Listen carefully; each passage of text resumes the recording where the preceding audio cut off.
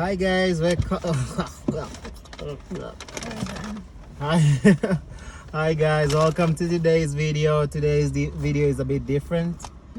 Yeah, A commercial break again. I don't know why she calls them commercial breaks, but maybe it's because it's not the vlog. It's not a vlog. Okay, but yeah, as I said, it's different. We're gonna be talking about how we met because we got a question.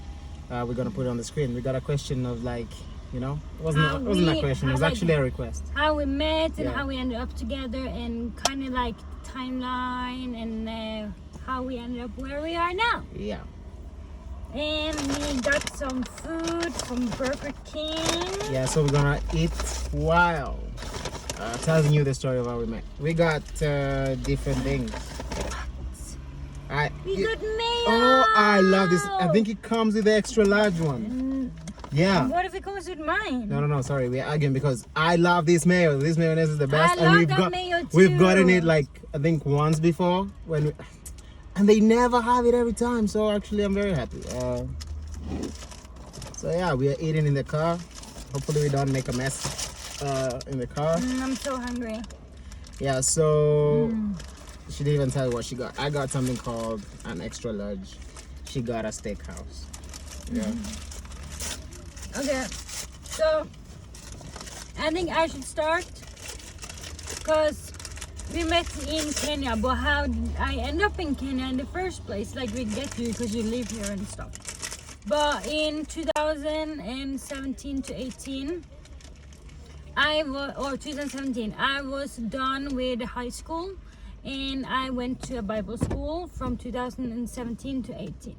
And on that course, I went to Kenya for 5 months with like 11 other people, and so we were traveling around all over Kenya, learned Swahili and all that kind of stuff. And and so I got a lot of friends here in Kenya after that. So I always like, I want to go back to Kenya. So then after that year, I started working for a year as a social worker. And then between my two work years, I went back to Kenya. And a friend of mine, she went to Ethiopia with a family and she's gonna meet me in Kenya. So we like met up later in the trip. But in 2019, this is where everything happened. I was in Kenya, went to Mombasa for vacation, went to a hotel, and then a random guy started talking to me in Swahili. I answered him in Swahili and I was all alone, like traveling all alone. So I answered him in Swahili. I'm like, what? When we start talking, and then he asked where I was from and I said Norway, and he was like, Norway? And then he was like screaming all around the hotel for like one lady. And I was like, what the heck is going on? And then I met a woman called Helen and her kids. And the kids were on my age at that time, so we became good friends. And that's the reason why he was looking for this lady, and it was his like good friend or cousin or something. And it was because she had moved to Norway. She was a Kenyan that had moved to Norway, married a Norwegian, and the kids was Kenyan, had moved to to Norway for like 7 years at that point. So we speak Norwegian. They invited me for dinner and stuff.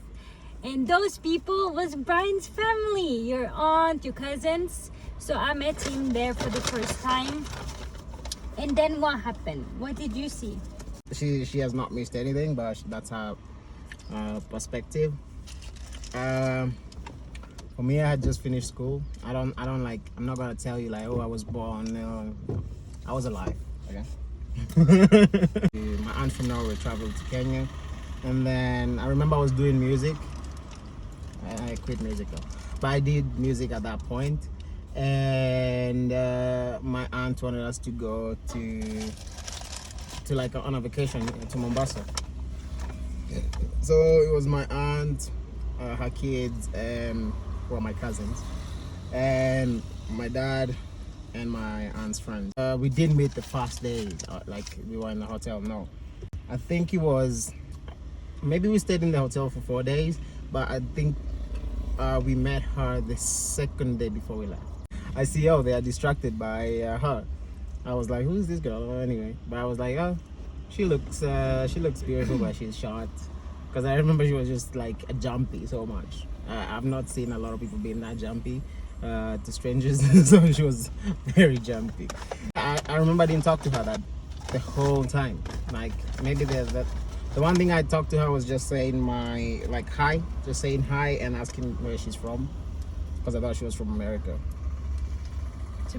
Typical. So that day, I remember my family and her. We went. We were going shopping for food, but she went with my cousins. I went back to the. Someone didn't want to hang out with me. He was like too cool for us or something. It's not like it was just a very long day. I went out with his family and kind of without him because he didn't want to go shopping or eat with us. So I started hanging out with his cousins and we got a good tone. And they invited me for like ugali, and that was kind of the best ugali I've ever tasted in my life. And so we were hanging out, and then 2 days later or something, they were gonna go back to their home. And like 3 days after, whatever, I was gonna go back to Nairobi and meet my friend from Ethiopia, or she's Norwegian but travel to Ethiopia. And then we decided, I still talked to his cousin, and we decided that we were gonna go home to their place to make ugali for my friend and like see a Kenyan home and stuff. So we did that, and that's how we met again. And after we had eaten and made food, we went out to karaoke, and that's kind of how I felt like you were starting to have feelings for me. But I did not look for anyone. Like, I was happy being single. I did not want a boyfriend. And then we got invited from his grandma's best friend's daughter's wedding, and that was so crazy to me because that's not how weddings are in Norway. But we went at the wedding, and little did we know that we were gonna have a wedding too a couple of years after that. But that was the last time we saw each other. Yeah, after that, long distance. Yeah, so after that, we had long distance for 4 years. So then, like, we had at least 2 years without meeting because of Corona. And then we tried to get... No, you have your own. That's what I gave you. I didn't want to share. That's how our relationship is. She never shares. Okay. So we met in 2021 after 2019. So it's been 2 years because of Corona, and then I was living at your place with your parents for 2 months. So the second I was done with my exam in university, and like up to the last day until I have to go to the school day after, I was staying in Kenya. So we like spent 2 months together, and then we had long distance again for 1 year, and then I came back again for 2 months, and then long distance again for a whole year, and then finally, after 4 years, I came to Norway. Oh, I forgot to tell them about how we got engaged. I totally forgot about that. But so kind of in 2019, like after like 6 months, I already knew that I wanted to get married to you. I remember it was in December, and we met in like July. I got the raise. But in 2022, I was like, I will not come to Kenya if you don't give me a ring on my finger, because it will take like 2 years after that again to get married, and I feel like that was too long. So I kind of forced you to engage me. Yeah, I got kidnapped too. Sorry. So we did that, and it was not like any surprise or anything, because I don't believe in like surprise engagement, because I feel like if you're surprised, you haven't talked about it. So we literally went together, pick out the rings. I got exactly what I wanted, and we just had a weekend together, and you proposed. Now tell about how when you came to Norway. I came on a plane to Norway. Anyway, the process of going to Norway wasn't easy. I tried first in 2020. I remember I got rejected because at that point I did not have anything that showed my ties to my country, because it's a very strict country. You want to make sure no one is going there to like run away.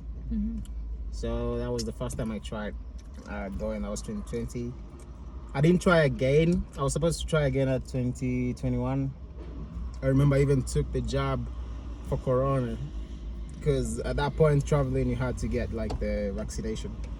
But I remember I just took the vaccination and I never tried. I don't really remember why I didn't try it. I just did it. Then I tried again. I did not try 2021. I did not try 2022. That's because it was easier for me to come. Yeah, it was easier for her to come. So she came 2021, 2022. At this point, we were just living at my parents' house.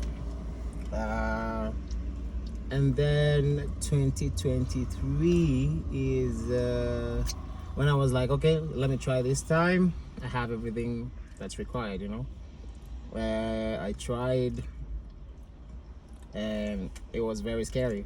The waiting time was scary. It feels heavy. It feels the same way as the time they rejected me. Like, it just felt the same. So I was afraid to open it, and then I opened it, and I was given the visa to stay there for like I think it was 2 months. Yeah, so I was very happy. I was happy, but also scared a bit, because I was gonna meet like her parents, and I didn't know them that much because we just talked on the phone. Online is not the same, even though we were like doing dating, like long distance. I remember if we met on the plane, at the airport, the first few minutes will be like a little bit awkward, because it's like, oh, you look different, because yeah. So everything, like if you're talking to someone on the phone and in life, is a bit different. So I didn't know how if they're gonna accept me. But like literally the one with like you feel different. Every single time, every year I come back, I was like, who have I been talking to for like 3 years? Because it's different. Like it takes some time to like get used to each other again, like in real life, not just by texting and video calls and stuff. So it was always like a bit weird, but it was very good. And so he like saw my hometown where I've lived and stuff. We travel and met my friends, travel a lot of places. And then we can talk about the wedding. We got married, or should we say married? Why would you say that? Because of the papers. Oh yeah.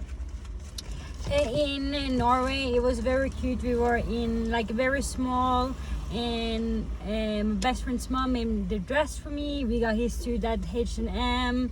It was very like low key. And the reason I said married like this is because we got married in front of people. We have rings. We consider ourselves married. My grandpa blessed us and stuff.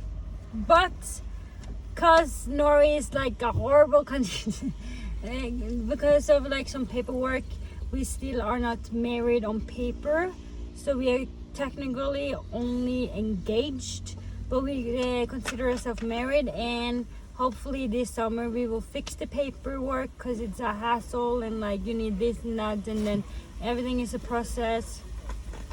So hopefully this year in the summer we will get our papers and really be married. It's because we opted for like the Norwegian way. If we wanted to get married in Kenya, it would have been done already. We would have all the documents. But I've heard like scary stories that people get married in Kenya, then they try to go to Norway, and then the government or something say that, oh, you have to get a divorce because the papers are not good enough, and I don't want that. So yeah, after we got married last summer in 2023, we moved back to Kenya together, so I can read him. I'm taking online study, and that's how we be able to live like where we are. I'm on tourist visa, and we have extended it, and then I've been to Tanzania and back and stuff. So yeah, there's probably like a lot of information that we didn't include, but if you guys have a question, you can always ask. Yeah, and sometimes it's hard to remember. We are old now. It's been 5 years. Yeah. So, But guys, we survived long distance relationship for 4 years. You can do it too. Okay, so thank you guys for watching, and we will see you next time. On the next one, Yeah. make sure to leave a like, comment, subscribe, leave the notification bell on, and bye bye. Bye.